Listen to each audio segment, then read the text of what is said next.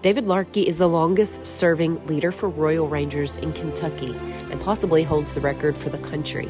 He started serving Royal Rangers in his early 20s, not long after he returned home from his service in the U.S. Army. And me and Bill Smith, first cousin, and Don House, a friend, was up to town in the theater one Friday night, and they said, let's go up Monday morning and join the Air Force.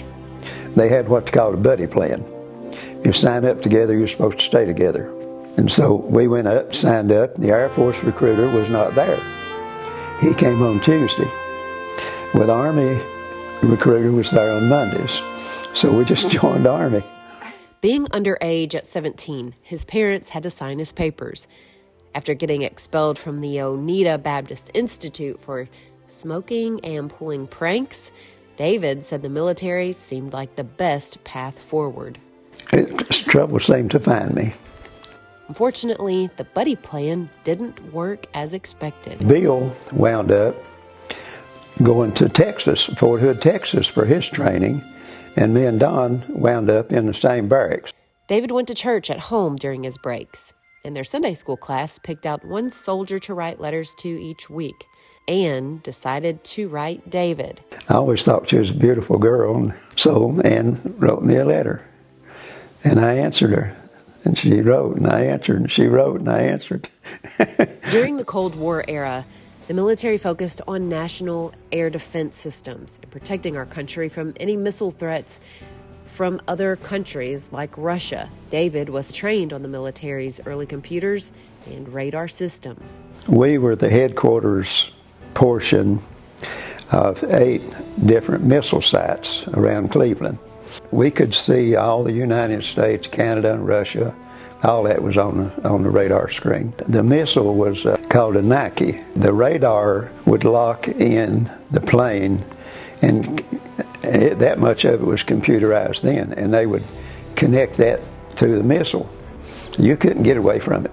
It'd change path. He received top-secret clearance to keep his eyes on the skies at the NORAD headquarters in Battle Creek, Michigan. My job was a #1 target from the beginning. And they map out places they want to hit first, hurt you the worst. It was one of the #1 targets of the U.S. to shoot for the Russians or whoever wanted to take over. Our job would be to give the missile site the information where to shoot and give them the okay to shoot. Sometimes it got to be pretty exciting. Really, you'd think you'd about ready to go to war. At times, unidentified flying objects raced across the radar.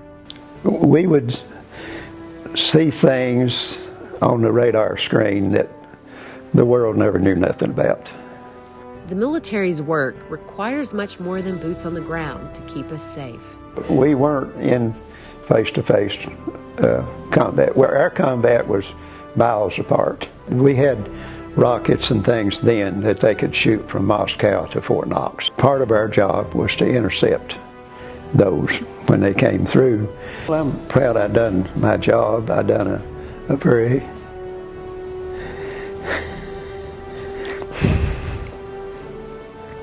After answering the call of duty, the Larkey family returned to London and joined their family and friends to help build Faith Assembly. To all of our veterans, we salute you and thank you for your service.